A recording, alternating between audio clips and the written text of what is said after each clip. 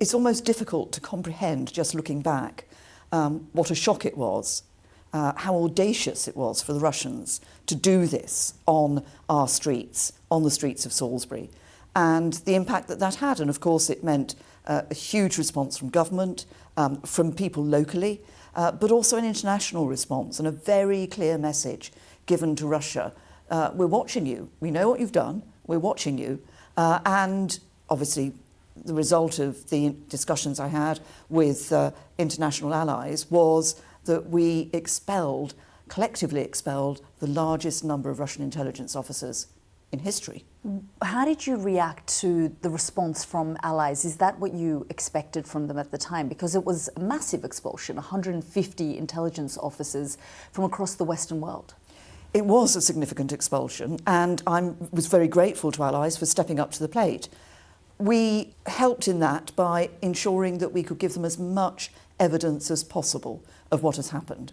Because, of course, there's a natural reaction. They might have said, well, are you sure it's Russia? We were able to provide the evidence that showed that this was an intervention by the Russian state. For you as Prime Minister at the time, was it perhaps the biggest or one of the biggest challenges you had to deal with? Well, when you're Prime Minister, you're dealing with all sorts of challenges all the time. But it was very significant. And it was, and I think back to the time when I sort of sat down and told this story about this elderly gentleman and his daughter who'd been found on this park bench in Salisbury, who were ill. And you sort of think, well, almost, why am I being told this? And then you're told that he was a former Russian intelligence officer, and you kind of think, right, this makes it different. But you still, I think at that moment, you still hope that there might be a normal explanation from it. But of course, you have to prepare for the worst, i.e. that it was indeed an attempted assassination by Russia. Reflecting back, is there anything you would have done differently? Because you were dealing with all your allies, including President Trump, who was President of the United States at the time. I think I don't wake up thinking, oh, I wish I'd done that. I think that we were very careful and considered in our response, deliberately careful about making sure that we had the evidence before we attributed this to Russia.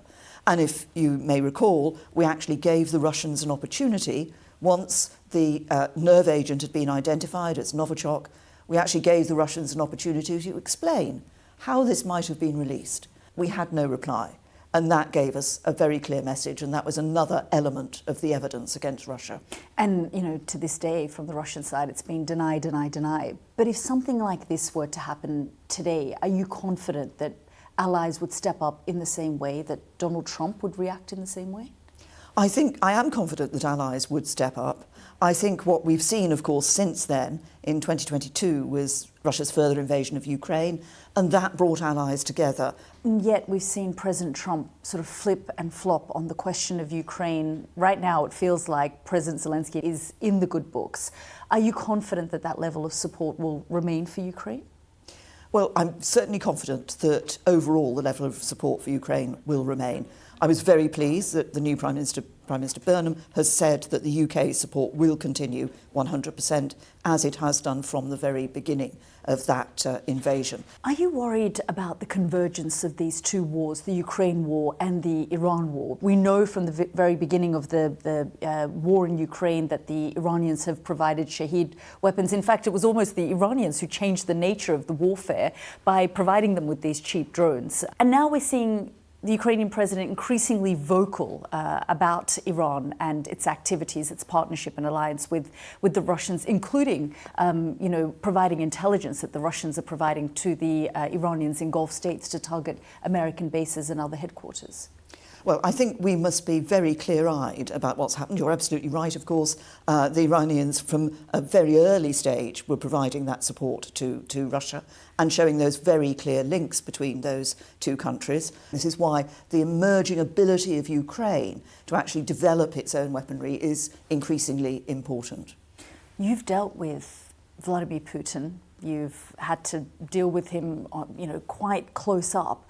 What advice would you give to Andy Burnham in sort of the nature of your relationship with Putin and how he should handle that relationship with Russia? Well, I think the first thing to say is that it cannot be business as usual with Russia. It wasn't after the Salisbury attack, and it certainly can't be now given what's happened in Ukraine. And the second thing I would say is, and it's what people ask me often, how is Putin? And I always remember, once a KGB man, always a KGB man. There's been a lot of talk of Europe working with the Ukrainians to try and come up with some kind of negotiation team to bring about the Russians and the Ukrainians to the negotiating table. Do you think, given that you understand and you're very clear about who Vladimir Putin is, you're not naive about who he is as a person, as a leader, would you want to be part of that kind of negotiation team? I think what is important is that when we look at what has been happening, we see that Russia is under significant strain. President Putin is under significant strain. There is no doubt that the economy has been hard hit. They are losing significant numbers of personnel, both in terms of people who've been killed, but also people who've been wounded. And on the other hand, we see Ukraine actually managing to develop at a very rapid rate its ability to fight the Russians. So I think the balance has been shifting. Does that mean a negotiation is going to happen anytime soon?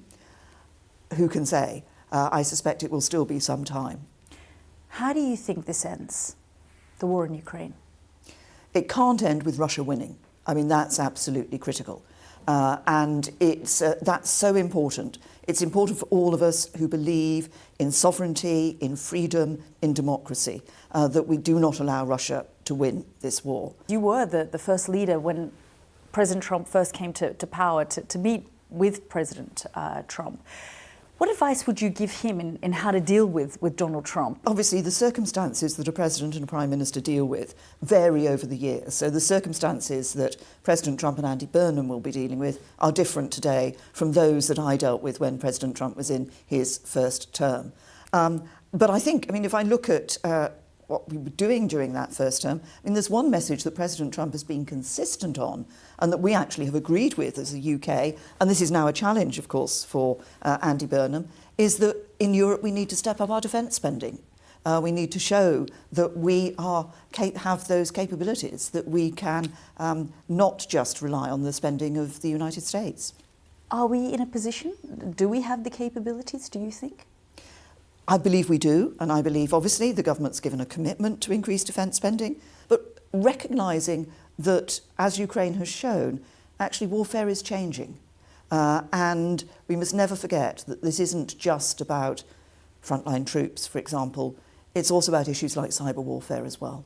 When you look at the situation in Iran, what concerns you most? I really feel for those many, many people in Iran who actually want to live in a peaceful, free and truly democratic country. What I want to see is a solution that ensures that the Straits of Hormuz, of course, can be open because they're such a vital waterway. Before Andy Burnham stepped into the shoes of Prime Minister, he made Labour's position on Gaza very clear. Going forward, how should the UK deal with its relationship with Israel and the situation in Gaza?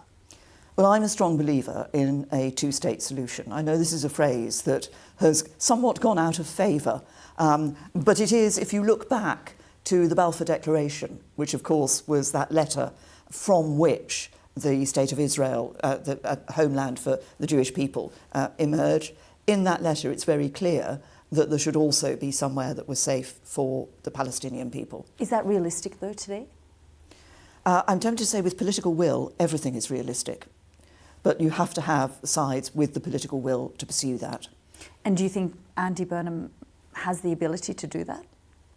Well, I hope that he is going to be recognising the importance of that two-state solution. What sort of lessons do you think the new British government should take and sort of the direction that should be taken when you reflect back on the last sort of 8 or 9 years?